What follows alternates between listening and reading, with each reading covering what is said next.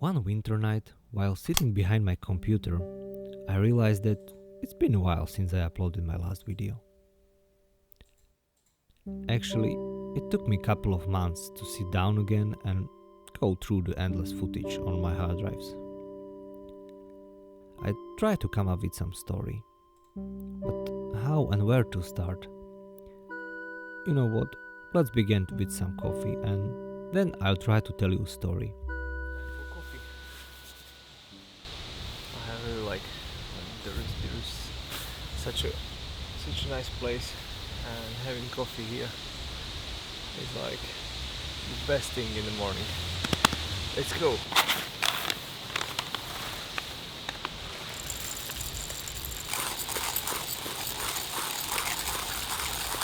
My stove is still broken, like there's one leg missing. You're supposed to have 3 legs and the third one is here. So I have to find some tweak or just not, yeah.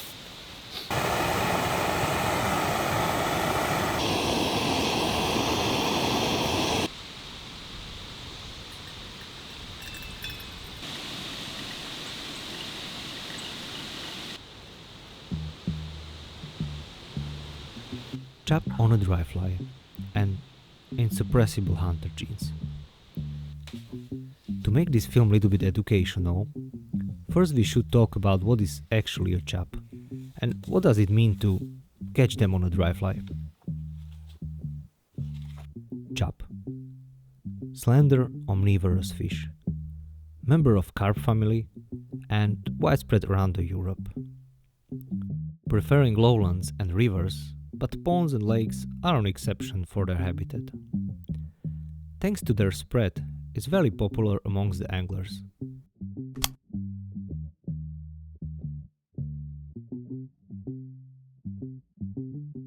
As a kid, it was the first fish I remembered to catch together with my sister. Beautiful and strong fish, as a chub is. When they grow, they tend to be more aggressive, and playing a big fish is often challenging and very rewarding. Chubs spawn multiple times during breeding season. Talking about the spawning, I stumbled upon the spawning fish this year and I filmed them. I don't know what I should think about myself, like filming them while they are getting late.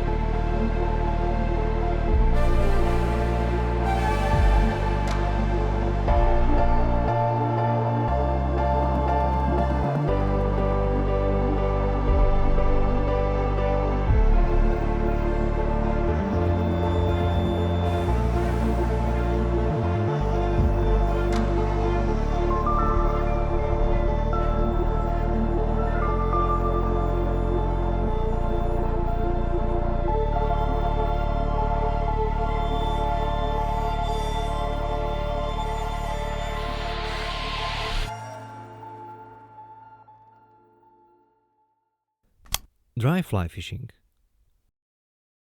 is often regarded as a pinnacle of the fly angler's art. A pursuit that combines technical skills, patience, and an intimate understanding of aquatic ecosystems.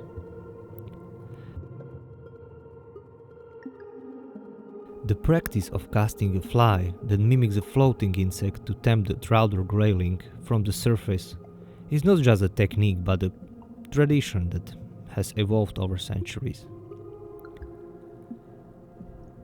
Perhaps the most influential figure in the history of dry fly fishing is Frederick Halford. Often referred to as a father of modern dry fly fishing. Helfer's work in the late 19th century established the principles of dry fly fishing as a distinct method. His books, including Floating Flies and How to Dress Them, and introduced the idea of presenting the fly upstream to rising fish, which became the cornerstone of the dry fly technique. Given the fact that the crystal clear chalk streams of southern England are located far away from me, even my home river doesn't hide a trout or grayling, I hardly can be considered as a true fly fisherman. It all comes down to how we see ourselves, and I don't have any problems to portray myself as I am true fly fisherman. Although I gave myself a mission for this year to catch a proper chub on a dry fly, I happen to struggle a lot to achieve it. As with almost everything in my life, I got distracted by other things happening around me that prevents me to accomplish anything. One thing is carp fishing. It did lead me away from my mission multiple times this year. Don't get me wrong, I enjoy it too. Every part of it.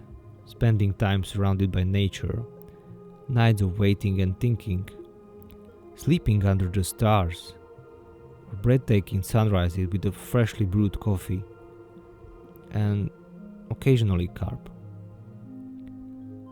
But I often feel like I'm suppressing something that was inside me forever, something ancient. Hunter genes. There were signs like spending night preying on the globworms, actively trying to find a fish, or hunting birds with my camera. Signs that maybe carp fishing is not enough to satisfy this hidden urge. But when I see a rising or preying fish, all my problems, distractions and needs disappear. My brain tells me only one thing: go and catch that fish. I picked up my fly rod and just went out.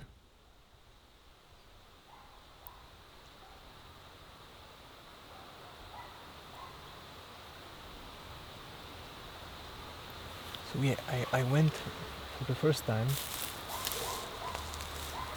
I spotted a group of really big chubs and hanging around. I think it was like this place, but it looked differently that time. So I was just looking around and I spot them, and they were like really big ones. I think like proper almost 60 centimeters. And I tried. It was difficult to like hide myself because there are no bushes around, so I have to like crawl. And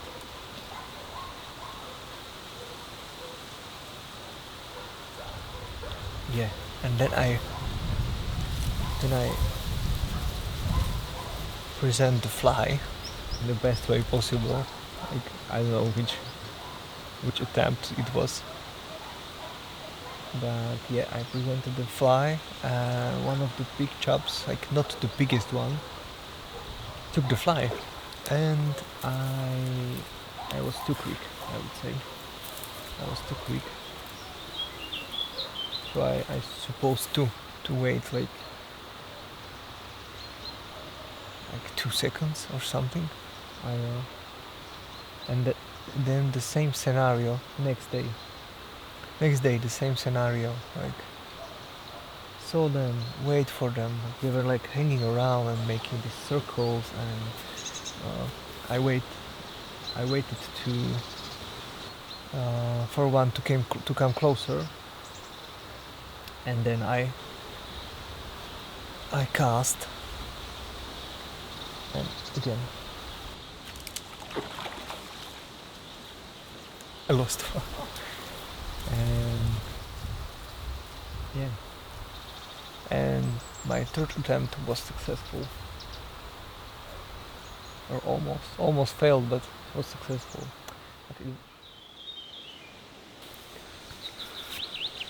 Okay, I'm here again, and they are still here, and water is like chin clear. I don't remember when it was like this before. It was a long time, and I still see like a couple of those big ones like swimming around and hopefully looking for some juicy fly. Okay, I will try to sneak in.